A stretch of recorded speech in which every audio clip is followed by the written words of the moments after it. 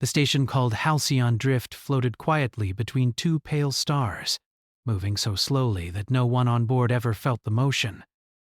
Its wide glass corridors curved like gentle rivers, and its walls were designed to change color depending on the dominant species nearby. Soft blues for calm, warm amber for stress, neutral white for balance. Most of the time, the station stayed white. Elias Ward walked through one of those corridors with his hands folded behind his back, his footsteps soft against the floor. He had been on Halcyon Drift for 3 months now, long enough for the excitement to fade and the routine to settle in, long enough to forget that almost every being around him was not human. He was used to the looks, some curious, some careful, some confused. Humans were still rare this far out, not feared, not admired, just unusual. Elias didn't mind. He had been chosen as a cultural liaison for a reason. He listened more than he spoke. He observed. He waited. That was why he noticed her. Dr. Kellen stood near the central research console, her long fingers moving with precise, smooth motions across a floating display. Her body was tall and narrow, her posture always perfect. Her skin shimmered faintly, like light passing through clear stone. Her eyes, large and dark, never blinked unless she chose to. She was calm, always calm, until Elias took 3 steps back. At first he thought it was nothing. He had simply moved aside to let a small group pass. But as he stepped away, the ambient lights near Keelan shifted from white to pale amber.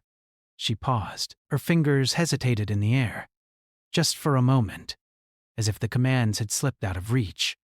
Her breathing changed. It was subtle, but Elias had learned to notice subtle things, a slight tightening around her eyes, a faint tremor along her arms. Then he stepped forward again. The lights faded back to white. Kaylin resumed her work, as if nothing had happened. Elias frowned. Later that day, he found himself thinking about it again. About the timing, about how exact it had been. He told himself it was coincidence. Stations were full of variables. Sensors glitched. Species reacted differently to noise, light, temperature.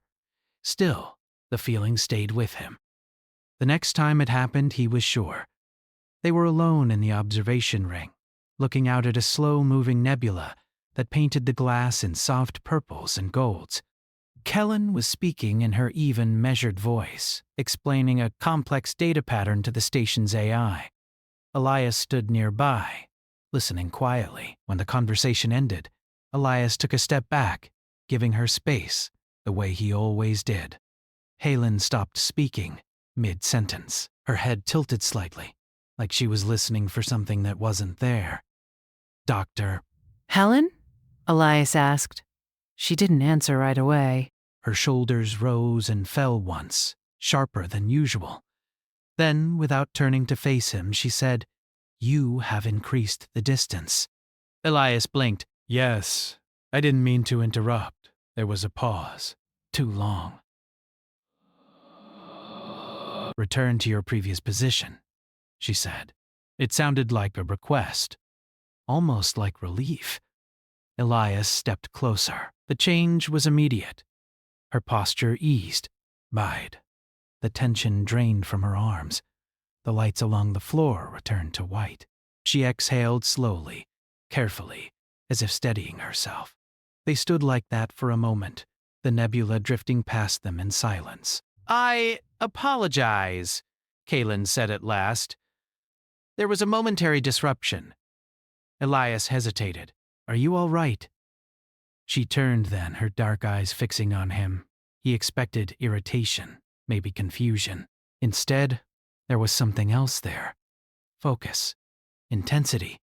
"Yes," she said, "now I am." That night, Elias couldn't sleep. He lay in his narrow quarters, staring at the ceiling as the station hummed softly around him. His thoughts kept returning to Keelan, to the way her calm seemed tied to his position, to the way she had asked him to come back. Humans were taught early not to assume importance, especially out here. especially among species that had crossed stars before Earth had even built its first orbital cities. And yet, the next day, Elias didn't mention anything. He simply paid attention. During a meeting, he noticed Kellen's stress markers rise when he leaned too far toward the exit. In the lab, her speech slowed when he stood behind a divider. In the cafeteria, she chose a seat that kept him within arm's reach, even though her species preferred distance. Once or twice, when he moved away without thinking, she followed him, not openly, not directly. Just enough. Finally, the station noticed, too. A junior analyst flagged unusual fluctuations in Kalen's bioreadings. Another pointed out inconsistencies in environmental data. By the end of the week, a quiet investigation began. Elias was called in. He sat across from a translucent table, the station's medical liaison projected above it in gentle blue light. Kalen stood to the side, her hands folded neatly in front of her. "Mr. Ward," the liaison said, "we've observed a pattern involving your proximity to Dr. Mehdi Bakan." "Colin." Elias glanced at her. She did not look back. "I was hoping you'd say that," he replied carefully. The liaison tilted its head. "You were aware?" "I noticed changes," Elias said. "I didn't understand them." Colleen spoke then, her voice steady but softer than usual. "The changes are inconvenient." The liaison paused. "Inconvenient how?" "When he is nearby," she said, gesturing slightly toward Elias. "My cognitive processes stabilize. When he is not, they do not." Silence filled the room. "That is not consistent with your species' known biology," the liaison said. "I am aware," Helen replied. Elias felt a strange tightness in his chest. "Is this dangerous?" he asked. "No," she said quickly. "Too quickly." Then she corrected herself. It is uncomfortable, disorienting." The liaison processed this. "We will need to conduct controlled distance testing." Elias stiffened. "With her consent." Helen looked at him then. Really looked at him. "Yes," she said, "with my consent." The first test was simple. Elias stood at a marked position in the lab.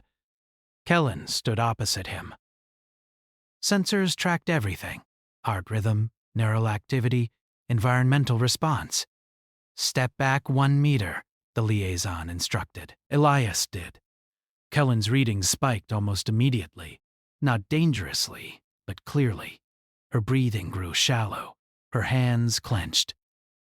"Return," the liaison said. Elias stepped forward. The readings dropped. Smooth, clean, calm.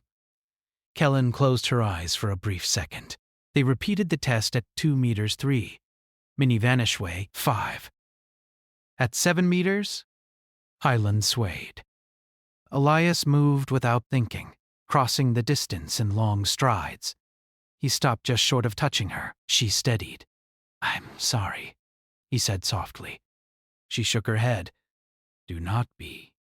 You did nothing." The liaison was silent for a long moment. "This effect is unprecedented," it finally said. "Humans have not demonstrated this influence on other species." Elias swallowed.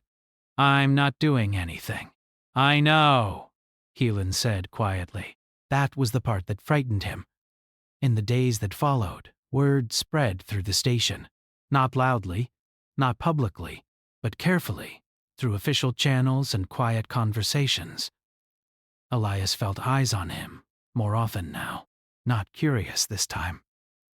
Thoughtful. Kaylin, for her part, stayed close. Not clinging, not desperate. Just present. They worked together more, shared long hours in silence. Sometimes they spoke about data. Sometimes about nothing at all. Elias learned that Callan had spent most of her life alone by choice, that her people valued separation as a form of clarity. "You are distracting," she told him once, watching the stars beyond the glass. He smiled faintly. Sorry, she considered him. No. Clarifying. That night, as they stood side by side in the observation ring, Elias felt the weight of something shifting, not just between them, but beyond them. He didn't know why his presence mattered. He didn't know what it meant for humanity. All he knew was this. When he stepped away, she grew uneasy. And when he stayed close, the universe seemed a little steadier. The change did not stay quiet for long. Halcyon Drift was a station built on balance. Every corridor, every schedule, every interaction was carefully planned so no one species felt pushed aside. When something new appeared, something that did not fit existing models, the station reacted the same way it always did, slowly, carefully, with concern. Elias felt it first in the way people spoke to him. Not openly different, not rude, just cautious. A technician paused before answering him. A council aide chose words more carefully. Even the station AI took longer than usual before responding to his requests, as if checking invisible rules before allowing anything through. Helen noticed, too. You are being observed more closely, she said one evening, as they walked through a curved corridor, lit in soft white. Her steps matched his without effort. I kind of guessed, Elias replied. You are too. Yes, she said, but that is expected. I am the variable. Elias stopped walking. She stopped with him. You're not a problem, he said. She looked at him, her eyes unreadable. That depends on perspective. They continued walking. Over the next few days, the distance tests continued, but they changed in tone. At first, they had been about understanding. Now, they were about limits. How far could Elias go before Kellen felt unstable? How long could he stay away before her focus broke? What happened if another human replaced him? That last question made Elias uncomfortable. The station brought in another human liaison, a woman named Mara Chen. She was kind, professional, and clearly nervous about the situation. Elias stood behind a glass wall as she approached Kellen. Mara smiled politely. Hello, Doctor. Kellen inclined her head. Greetings. The sensors showed nothing. No spike. No tension. No reaction. Mara stepped closer. Still nothing. She stepped away. Again, nothing. Kellen remained perfectly calm.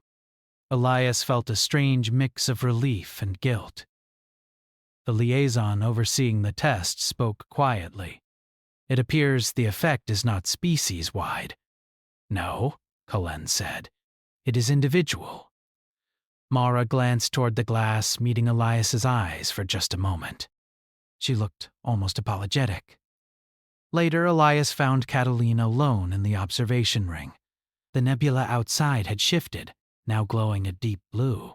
You did not tell me, Elias said gently. There was nothing to tell, she replied. I did not know. He leaned against the railing. Does it bother you that it's just me?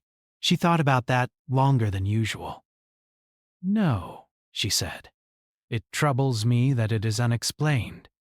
That became the new focus. Explanation. Researchers reviewed human evolution, psychology, emotional processing. They scanned Elias more times than he could count. Brain patterns, hormone levels, micro-expressions, even breathing rhythms. Nothing stood out. You're very normal, one scientist said, sounding disappointed. Sorry, Elias replied.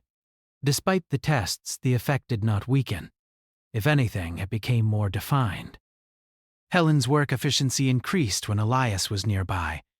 Her creativity improved. Her stress levels dropped below her species' average.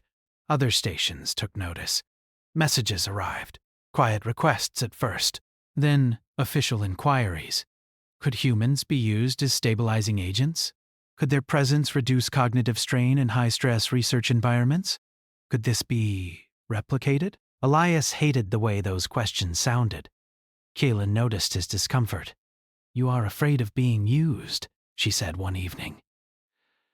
"I'm afraid of you being treated like a malfunction," he replied. She stopped walking and turned toward him. "Elias." My people value control above comfort. What you offer is not control. "It is ease. That still doesn't mean they get to decide for you." Her eyes softened slightly. "That is a very human response." The station council met behind closed doors. Elias was not invited. Kellen was. When she returned, her movements were precise, but something beneath them felt tight. "They want to separate us," she said plainly. Elias felt his stomach drop. "For how long?" "Temporarily," she said, "to observe long-term effects." He laughed once, sharp and humorless. "Of course they do. They believe proximity may cause dependency," she continued. "They are not entirely wrong." Elias looked at her. "Is that what this is?" "No," she said immediately, then paused. "Not in the way they fear." Silence stretched between them. "I told them I would not consent," she said quietly. Elias stared. "You did?" "Yes. They won't like that." "I am aware." For the first time since he had met her, Colin looked uncertain. "They said my judgment may be compromised," she added. "Because of you? That's not fair." "No," she agreed, "but it is logical from their perspective." The next day, the lights on the station shifted more often. Amber flickered in council corridors. Conversations grew tense. The idea that one human could affect a respected alien scientist unsettled many. Elias felt like the center of a storm he had never meant to start. He requested a private meeting with the council. It took 3 days to approve. When he finally stood before them, the room felt vast and cold. Representatives from a dozen species watched him from raised platforms. Kellen stood beside him, closer than protocol required. "I am not special," Elias said simply. "I don't know why this is happening. But I know this. Forcing separation will harm her." A council member spoke, "And allowing continued proximity may harm objectivity." Elias nodded. "Then let her decide." Another voice followed. "Humans have a history of emotional influence." "So does everyone," Elias replied. "We just don't pretend otherwise." Kellen stepped forward. "I have spent my life avoiding closeness," she said. "It was efficient. It was clean. It was lonely. This connection is not a weakness. It is an expansion." The council murmured. "This human does not command me," she continued. "He does not alter my thoughts. He allows them to settle." Silence filled the chamber. Finally, the council agreed to a compromise. Elias would remain on the station, but the situation would be monitored closely. When they left the chamber, Elias let out a long breath he hadn't realized he was holding. "That was brave," he said. "It was honest," Kellen replied. That night they stood together watching the stars. Neither spoke for a long time. "You could leave," Elias said eventually. "I wouldn't blame you." She turned toward him. "And lose clarity?" He smiled faintly. "That good." "Huh?" She studied him. "You are grounding. My thoughts align when you are near. It is not something I wish to surrender." He nodded slowly. In that quiet moment, Elias realized something important. This was no longer just about one human and one alien. It was about what humanity brought into the galaxy without trying. Not weapons, not dominance, presence. And somewhere deep in the station's systems, new models began to form, ones that placed humans not at the edges of society, but quietly at its center. Not because they demanded it, but because, sometimes, the universe felt better when they stayed close. The station began to feel different after the council's decision. Not louder, not brighter, just tighter. Elias noticed it in small ways. Doors that took a second longer to open, conversations that stopped when he entered a room. The soft white lights of Halcyon Drift shifted to amber more often now, as if the station itself felt uncertain. Kaylin stayed close. Not constantly, not obviously. But when Elias moved through the station, she adjusted her schedule so their paths crossed. When he worked in the Common Analysis Hall, she chose a nearby station. When he paused to look out at the stars, she appeared beside him without comment. The effect remained steady. Her stress reading stayed low. Her focus remained sharp. Her speech flowed more easily when he was there. The watchers noticed. A new research team arrived from another station, officially to study cross-species cognition. Unofficially, they were there to observe Elias and Kellen. Their presence added weight to every interaction. One of them, a tall being with layered eyes and a voice like soft metal, spoke to Elias after a session. "You do not perform," it said. Elias blinked. "Sorry? You do not attempt to influence her," the being continued. "Yet the influence exists." Elias shrugged. "I'm just standing there. That," it said, "may be the problem." Helen heard about the comment later. "They are struggling," she said calmly, though her fingers were slightly tense. "Your lack of intent disrupts their models." "Great," Elias muttered. "I'm confusing the galaxy by doing nothing." She looked at him. "You are present." That word again. Presence. As days passed, the tests became more complex. Not distance anymore, but time. Elias was asked to leave the station briefly, boarding a small transport to circle one of the nearby moons. Kellen agreed to the test, though she did not hide her discomfort. "I will be functional," she said, "but not optimal." Elias didn't like the sound of that. When the transport undocked, he watched Halcyon Drift shrink through the viewport. For the first time since arriving, he felt far away from everything that mattered. Back on the station, Kaylin tried to work. At first, she succeeded. Her posture remained upright. Her thoughts followed their paths, but after several hours, subtle changes appeared. She reread the same data line multiple times. Her responses slowed. Her patience thinned. By the second day, the lights around her workspace glowed amber. "This is inefficient," she said quietly. The researchers recorded everything. On the third day, Elias returned. The moment he stepped onto the station, the ambient systems reacted. Lights shifted. Readings changed.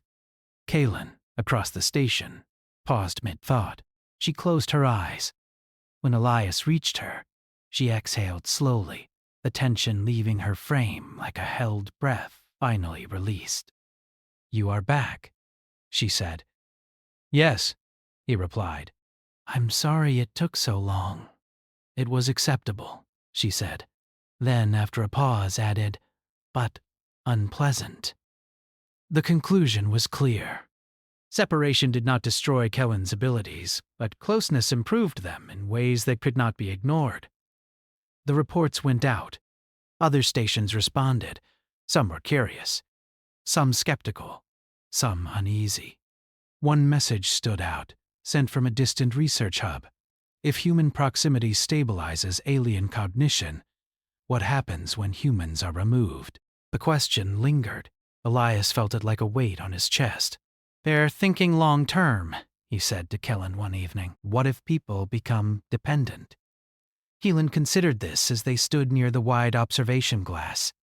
Stars drifted slowly past. "My people avoided closeness to prevent emotional imbalance," she said.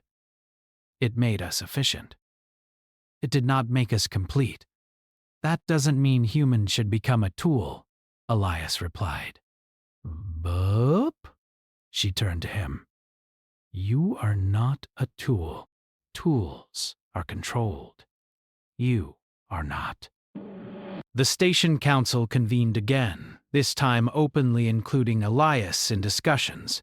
That alone marked a change. Humans were rarely invited to theoretical debates about galactic balance.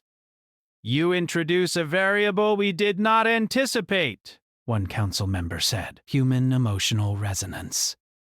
Elias frowned. "We didn't introduce it on purpose." "That may be what makes it dangerous," another replied. Halen spoke. Or valuable. The council argued for hours. Ethics, autonomy, balance.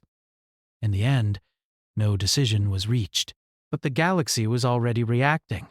Requests arrived asking for human liaisons, calm negotiators, presence observers, emotional anchors. Earth sent a message. It was short. Proceed with caution.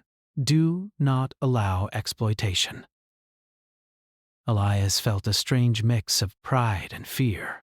Humanity had always wondered what it would bring to the stars. This wasn't what anyone expected. Late one night, Elias sat alone in the quiet commons. The lights were dimmed, the station in its rest cycle. He felt tired in a way sleep couldn't fix. Kellen approached silently and sat across from him. "You are troubled," she said. "Yeah," he admitted. "I didn't ask for any of this." "Neither did I," she replied. He looked at her. "Do you ever wish we'd never met?" She did not answer right away. "No," she said at last. "But I wish the universe would stop watching." He laughed softly. "Good luck with that." They sat in silence for a while. "You know," Elias said, "on Earth we don't think of ourselves as stabilizing. We think of ourselves as messy." "That may be the same thing," Kellen said. The next test came without warning. A power fluctuation rippled through Halcyon Drift, caused by a distant stellar surge. It was not dangerous, but it disrupted internal systems. Lights flickered, gravity wavered slightly. For most species, it was uncomfortable. For Kaylin, it was overwhelming. Her people's minds were sensitive to environmental instability. Combined with the stress of observation, her readings spiked sharply. Elias felt it before anyone told him. He saw her across the room, her posture rigid, her breathing uneven. He crossed the distance quickly, ignoring startled looks. When he reached her side, the change was immediate. Her shoulders dropped, her hands unclenched. The lights steadied. The room fell silent. Every sensor confirmed it. Elias hadn't touched her. He hadn't spoken. He had simply been there. The event spread through the station within minutes. This was no longer a curiosity. It was proof. Later, the council spoke quietly among themselves. "Humans do not dominate," one said. "They soothe. They alter environments without force," another added. "Then we must be careful," a third replied. Things that calm are often relied upon. Halen stood beside Elias as they watched the stars once more. "You are becoming a symbol," she said.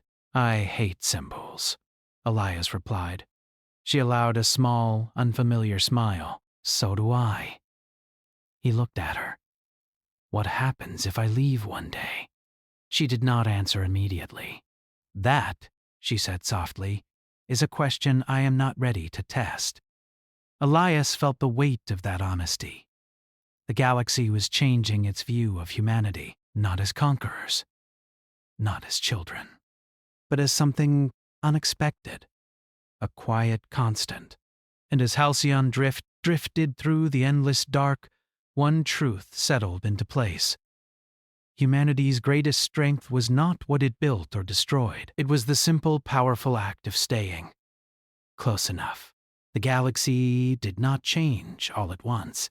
It shifted slowly, like a tide that most people did not notice until it had already moved far from shore. On Halcyon Drift, the changes became part of daily life. Human liaisons were requested more often. Not demanded, not forced, but invited. Always invited. The language mattered. It showed restraint. It showed fear, too. Elias remained where he was. He was asked many times if he wished to transfer, to represent humanity elsewhere. Each time he declined. Not because he lacked curiosity, but because leaving felt wrong. Not just for Kellen, for the work, for the fragile balance forming around them. Helen's research expanded beyond her original field. She began studying emotional stabilization across species, something her people had avoided for centuries. Her findings challenged long-held beliefs. Distance did not always mean clarity. Isolation did not always mean strength. Sometimes, connection sharpened thought instead of blurring it. But not everyone agreed. A delegation arrived from Kellen's home civilization. They were formal, precise, and visibly uncomfortable on the station. Their presence changed the air. The lights stayed amber wherever they walked. They requested a private meeting. Elias was not invited. Helen returned hours later, her posture perfect, but her movements slightly stiff. "They are concerned," she said simply. "About you?" Elias asked. "About us," she replied. He nodded. "What do they want?" "They want me to return home," she said. "Alone." The word hung between them. "For evaluation?" Elias asked. "For correction," she said calmly. Elias felt anger rise, sharp and sudden. "That's not evaluation. That's punishment."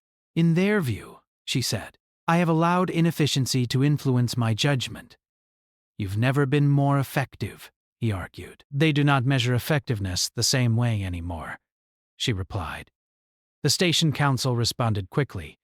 They reminded the delegation that Kellen was operating under interstellar research autonomy. That forced recall would violate shared agreements. The delegation did not argue. They waited. That waiting was worse. Kalen felt it.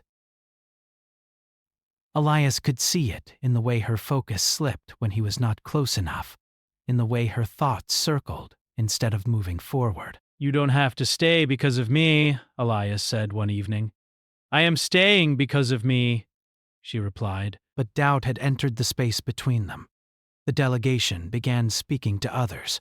Quiet conversations, gentle warnings. They questioned whether humans should be allowed such influence, whether emotional stabilization was simply another form of control.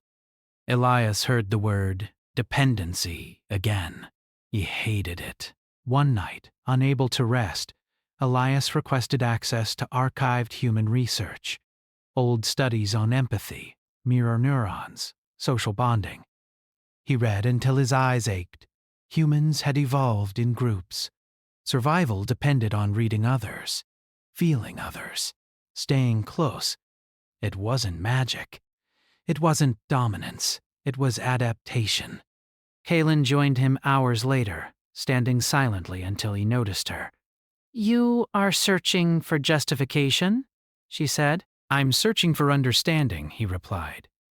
She leaned closer, studying the screen. "You fear that if this is natural, it will be expected." "Yes," he said. "Humans don't deserve to become emotional support species." She considered this. "Nor do we deserve to reject something beneficial simply because it is unfamiliar." The tension reached a breaking point during a station-wide conference. Representatives from multiple civilizations gathered to discuss the human effect, as some had begun calling it. Elias stood at the center, feeling very small. "You create stability without consent," one voice accused. Elias shook his head. "I don't create anything. I don't choose who feels calm around me." "Yet you remain," another said. "Because I was asked to," Elias replied. "By her." All eyes turned to Keelan. She stepped forward. "This effect does not remove my will," she said. "It enhances my clarity. If humans were absent, my species would continue as before. But now that we have seen another way, We cannot pretend it does not exist. Silence followed. Then a question no one expected. What happens if the human chooses to leave? All eyes turned back to Elias. He swallowed. That's my choice, he said, and it should stay that way. The conference ended without resolution, but lines had been drawn. That night, Kellen did something unexpected. She asked Elias to step away, not far, just beyond the room. He froze. Are you sure? Yes, she said. I need to know. Reluctantly, Elias left the room and stood in the corridor outside. The door slid shut. Inside, Kaylin stood alone. The first minute passed. Her breathing stayed steady. The second minute, her thoughts slowed. The third. The light shifted faintly toward Amber. By the fifth minute, her hands trembled. Not from fear, from effort. She focused. She applied every technique her people had taught her. Distance, control, precision. It worked. Barely. After 10 minutes, she opened the door. You can return, she said. Elias stepped inside. The relief on her face was unmistakable. They did not speak for a long time. That was your choice? Elias said softly. Yes, she replied. And now I understand something important. What? I am capable without you, she said. But I am better with you. The delegation left the station the next day. They did not withdraw their concerns, but they did not force her return. It was a quiet victory. Across the galaxy, policies began to change. Humans were no longer placed at the edges of diplomatic teams. They were invited into rooms where tensions ran high. Not to lead, not to command. Just to be there. Elias received another message from Earth. You are redefining first contact. He showed it to Kellen. Humans redefine many things by accident, she said. One evening, as halcyon drift drifted between stars, Elias and Callan stood together in silence. You know, Elias said, this still scares me.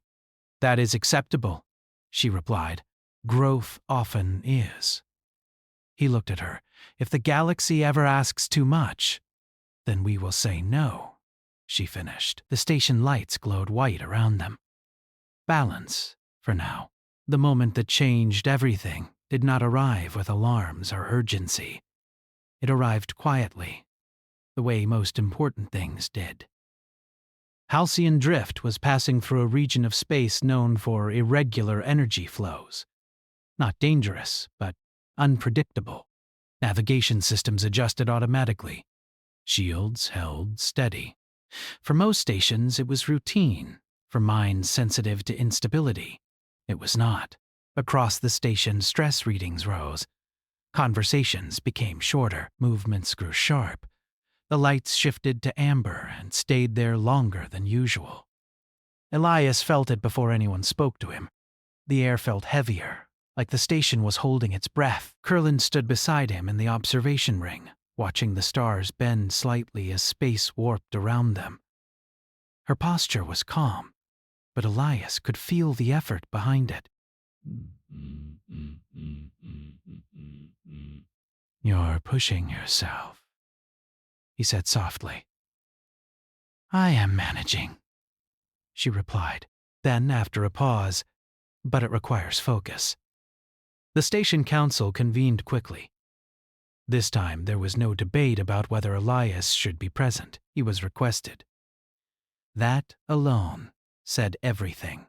Representatives from many species filled the chamber. Voices overlapped. Systems lagged slightly under the strain of conflicting inputs. The instability outside was temporary. The instability inside was not.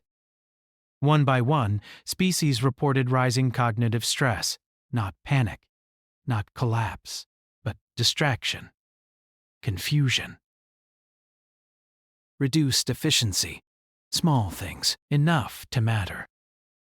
We are experiencing cascading disruption, the station AI reported. Non-critical, but widespread. The council turned toward Elias without meaning to. He noticed. "I'm not a solution," he said carefully. "I'm one person." "You are a constant," one member replied.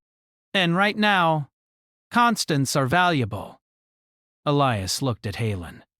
She met his eyes and gave a small nod. So he did what he had always done. He stayed. He moved through the station slowly, not with purpose, not with instruction. He sat in shared spaces. He stood quietly during discussions. He listened. The effect spread gently, not like a wave, like warmth. Conversations steadied, thoughts aligned. The amber light softened toward white. No one announced it, no one recorded it in dramatic terms, but everyone felt it. The station passed through the unstable region within hours. Systems normalized, stress markers dropped. The council sat in silence afterward. Finally, one voice spoke. This cannot be unlearned. And that was the moment, not the test. Not the proof. The acceptance. Across the next few cycles, something subtle but profound changed in how the galaxy treated humans, not as tools, not as resources, but as people whose presence mattered.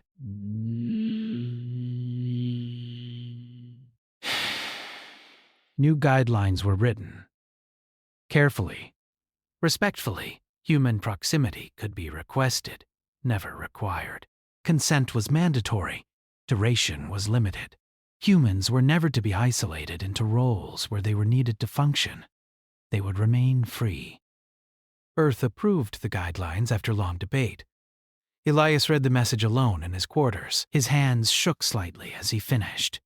"They listened," he said later, showing it to Kellen. "They learned," she corrected gently. Her own people sent a message soon after, short, precise. Her research was acknowledged. Her choice was respected. No recall was requested. She stood very still after reading it, then exhaled slowly. "I believe," she said, "this is what relief feels like." Time passed. Not dramatically, just forward. Other stations invited Elias for short visits. He went, sometimes. Always briefly. Always on his terms. Kellen accompanied him when she wished, and stayed behind when she did not. The effect followed him, but it never owned him.